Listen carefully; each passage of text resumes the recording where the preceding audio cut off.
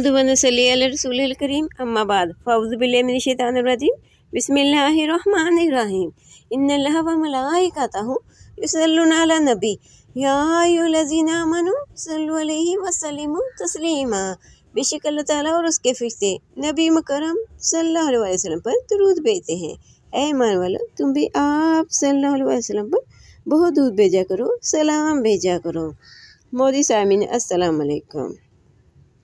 साहिब नज़र बुजुर्ग हज़रत फजलुर रहमान गंज मुराद आबादी रहमतुल्लाह अलैह एक साहिब नज़र बुजुर्ग गुजरे हैं। आपकी ज़ियारत के लिए दूर दराज से लोग तशरीफ़ लाते थे और आपकी दुआएं लेकर जाते थे। इश्क़ रसूल सल्लल्लाहु अलैहि वसल्लम मार्फत इलाही सीखने के लिए और रूहानी इस्लाह और तरबियत के लिए तशरीफ़ लाते थे। इन मुलाकातियों में से अगर कोई बंदा ऐसा होता तो जिसने एक इंच में 10-12 बार सूरह इखलास या 10-12 बार दूध इब्राहिमी पढ़ा हुआ होता था, तो आप रहमतुल्लाह अलैह उसे मुखातिब करके फरमाते थे, ऐ फलां, क्या तुमने एक इंच में 10-12 बार सूरह इखलास पढ़ी थी या एक इंच में 10-12 बार दूध इब्राहिमी पढ़ा था? तो आगे से जी हाँ के लफा के साथ ही जवाब मिलता था।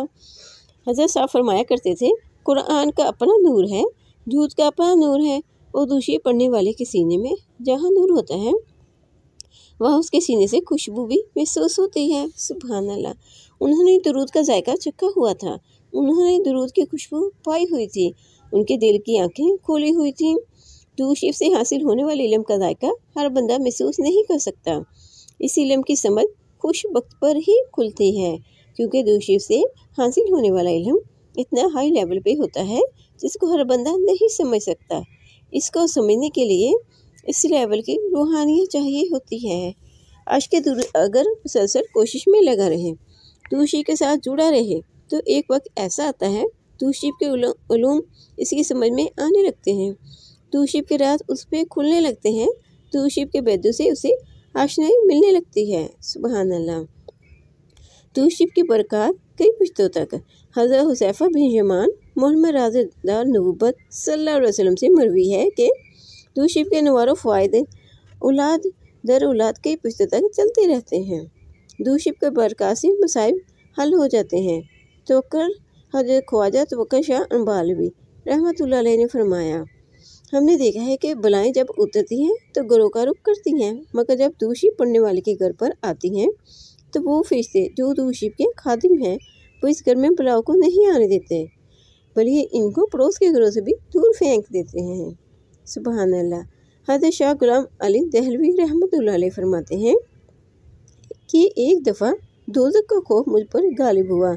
मैं आलम बाला में सरवत आलम सल्लल्लाहु अलैहि वसल्लम की ज़ियारत से मुशर्रफ हुआ। हुज़ूर अकरम सल्लल्लाहु अलैहि वसल्लम ने फरमाया, मफ़हूम है, जो हमसे मोहब्बत रखता है वो दोज़ख में ना डाला जाएगा।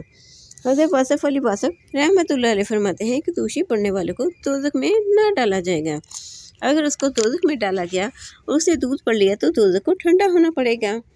दूषी पढ़ने वाले रंग दर रंग कर दिया जाता है। दूषी पढ़ने वाले के सर पर इज़्ज़त और शान शौकत के ताज पहनाए जाते हैं। इससे बुलाएं बुआएं दूर कर दी जाती हैं। दूध का एक कमाल ये भी है कि दूध की बरकतें नस्लों में चलती हैं। सुभान अल्लाह। इसलिए हमें भी चाहिए मोहब्बत के साथ, इखलास के साथ, तवज्जो के साथ और सुकून के साथ दूषी को वक्त दें, ताकि हमारे भी मसाइब का खात्मा हो, हमें भी इसकी मोहब्बत अता हो और हमारे भी मसाइब का खात्मा हो और हमारी परेशानी को भी खात्मा हो। क्योंकि जब हमारी नीयतें सच्ची और साफ वाज़ेह होती हैं तो अल्लाह करीम हमारे बोलों के अंदर ताकत दे देता है, अल्लाह करीम हमारी दुआओं के अंदर कबूलियत डाल देता है, अल्लाह करीम हमारी दुआओं में तासीर पैदा कर देता है।